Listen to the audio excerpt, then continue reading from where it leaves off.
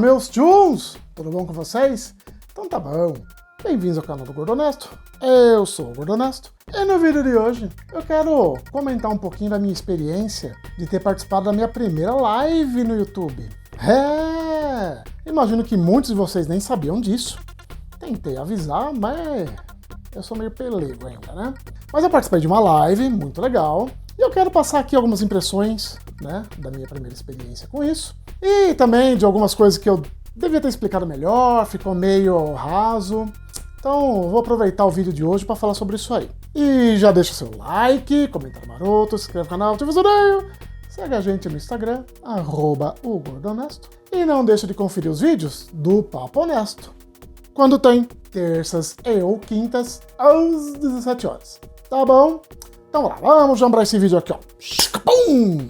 Muito bem. No último dia 10 de junho, eu fui convidado pelo Felipe, do canal VG Invest, para fazer uma live com ele ali, né, um bate-papo legal, onde o assunto seria os limites do colecionismo. É um tema bem legal. Para quem não sabe, o Felipe ele tem um canal de videogame, mas é mais voltado para investimentos de videogame, tá bom? Não é simplesmente colecionismo pelo hábito de colecionar. Tá voltado para levantar uma bufunfa aí. Foi a minha primeira experiência em participar de uma live. Eu achei muito legal, foi muito bacana. O Felipe e eu batemos um papão ali, não só sobre o tema, aliás, o tema ficou até um pouquinho meio na superfície, mas falamos sobre colecionismo, sobre várias coisas ali, né? Ficou um papo bem aberto e bem legal. Mas nem tudo são flores, né?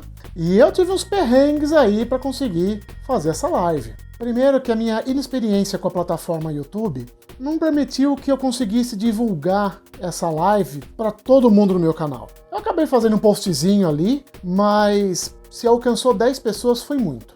Infelizmente eu não consegui divulgar de uma forma legal, de uma forma que chegasse a todo mundo que é inscrito aqui no canal.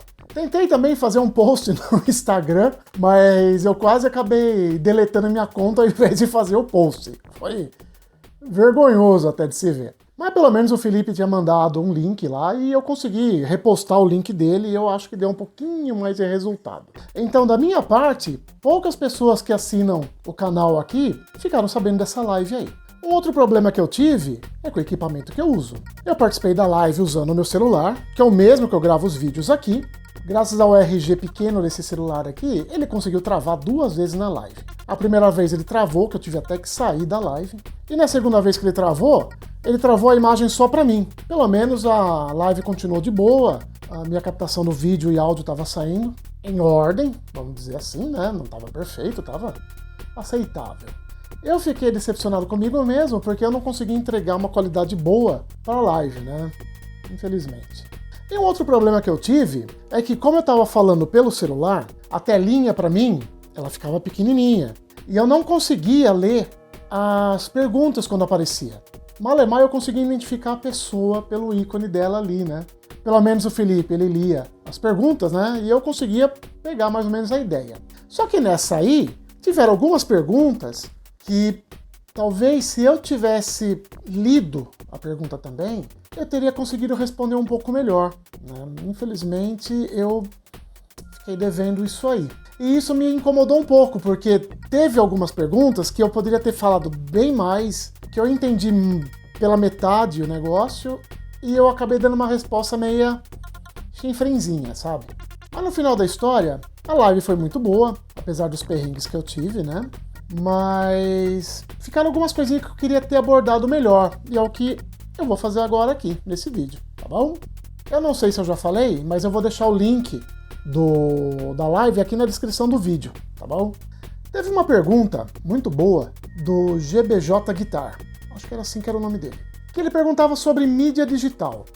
A pergunta dele era mais ou menos isso aqui: o que nós achávamos da mídia digital, se podia ser considerada também algo colecionável. E aí ele cita que muitos jogos indies, hoje em dia, não têm mídia física, então você colecionaria ele só nos consoles, como a mídia digital.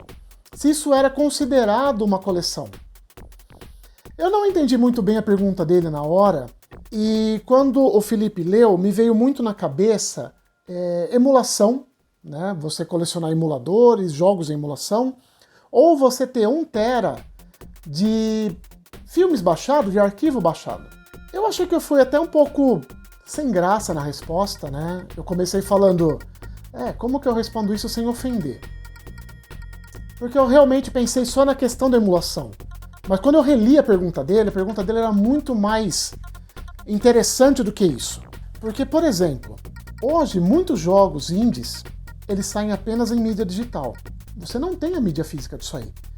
Então, se você, por exemplo, tem um PlayStation 4 e você começa, nesse PlayStation 4, a salvar esses jogos em mídia digital, você está fazendo uma coleção. Porque quando esses jogos aí não estiverem mais nos servidores, você não puder mais baixar esses jogos, onde que você vai jogar isso aí? Você quer um exemplo muito bom? PT, o famoso Playable Teaser, lá do PlayStation 4, no começo do PlayStation 4, que era uma demo jogável de um futuro Silent Hills. Aquele jogo ele ficou ali na plataforma da PSN por um tempo, depois baniram. Quem tem um PlayStation 4 com esse jogo instalado, essa demo instalada, tem uma pequena fortuna na sua casa. Porque o PT não dá para você jogar ele nem no computador, nem em lugar nenhum. Não tem mais esse arquivo. Você não consegue baixar. Talvez no computador você consiga um hack, alguma coisa, eu desconheço. Mas para você jogar num Play 4, só você tendo o jogo instalado lá.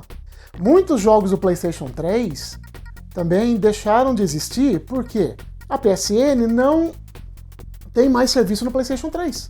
PlayStation 3 agora, no máximo você conecta à internet, mas você não consegue mais acessar a loja virtual. Muitos jogos, tudo bem, eles foram transportados para o Play 4, beleza, mas outros não. Então você tem alguns joguinhos que você não consegue mais jogar. Você quer um outro exemplo muito bom? O console Zibo da Tectoy, lançado lá em meados de 2000, não lembro muito bem em que ano foi lançado, 2005, 2006. O Zibo, por exemplo, você só consegue baixar jogos dele via internet. E com o uso de um cartão telefônico ainda, porque era internet, aquela internet de telefonia, coisa antiga. Então se você compra um Zibo hoje, provavelmente você vai comprar um peso de papel, porque você não consegue enfiar jogo naquele negócio. Mas se você tiver um Zibo, principalmente com Double Dragon e Resident Evil 4, você está sentado numa pecinha de mais de 10 mil reais também. Então, mídia física também é colecionável. Lógico que é. Agora, você quer fazer um teste? Compra um Play 4, enche ele de jogos de mídia digital indie, que você sabe que não tem mídia física disso aí, e espera uns anos. Você vai esperar até pouco, eu acho, viu? Quando lançar um PlayStation 6 e ele não for compatível com o Play 4, você já vai conseguir sentir se isso aí vai valer ou não. Uma outra pergunta interessante foi feita pelo dpessoa82, que ele fala que ele coleciona Mega Drive e qual o limite para se pagar em um jogo. Ele cita até o Castlevania e o Contra, acho que era o modelo japonês, valendo mais de 2 mil reais. Eu falei, e não era mentira, que eu não pago um valor desse num jogo. Realmente eu não pago. Um, porque eu não tenho condição, e outro porque eu acho que não vale. Mas é interessante isso, porque no vídeo passado foi exatamente o que eu falei. Por que o retro game é tão caro? Por que um Castlevania custa 2 mil reais? Por que um Moonwalker custa 400 dólares? Simplesmente porque se perdeu a noção de valor. Mas na live eu falei que eu não pagaria esse valor no jogo, a não ser que eu ganhasse 30 mil reais de salário. Mas eu falei isso na hora, mas é uma coisa que eu já tinha falado isso em algum outro vídeo, alguma coisa, que eu realmente, mesmo se eu tivesse condições, eu não pagaria esses preços malucos. Mesmo se eu ganhasse 30, 40 mil por mês, eu não compactuo com esse tipo de preço. Sabe, você pagar 2, 4, 5 mil reais, $1.000 em um jogo. Eu acho que você está simplesmente alimentando esse mercado maluco e está dando mais lenha para fogueira. Mas aí você pode virar e falar para mim, ai, Gordoneto, mas então você nunca pagaria esse preço no jogo? Você nunca compraria esse jogo? Olha, eu não gosto de usar a palavra nunca, porque nunca é uma palavra muito forte.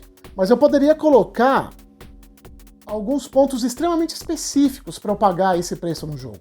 Por exemplo, eu estou colecionando todos os jogos de Mega Drive. É o que a gente chama de full set. Então, se numa situação dessa, que eu tenho quase 1000 jogos do Mega, faltam 10 para completar tudo, e um desses 10 é o Castlevania, custando R$2.000, ou é o Moonwalker, custando $500, tá, eu pago. Eu pagaria. Se eu tiver condições, lógico, né, de pagar esse valor. Mas aí eu pagaria, tô abrindo uma exceção. Mas eu não vou ficar pagando esses valores para alimentar esse mercado superflacionado, né? E é interessante porque essa pergunta, se você pagaria R$2.000 num jogo, é exatamente o tema do vídeo, da live no caso, né? Qual o limite do colecionismo? Então você pagaria esse valor? É que no final a gente ficou conversando ali sobre colecionismo, coleção, falamos sobre filme, sobre várias coisas, e o tema acabou ficando um pouco rasinho. Mas era justamente sobre isso que a gente devia ter até conversado mais.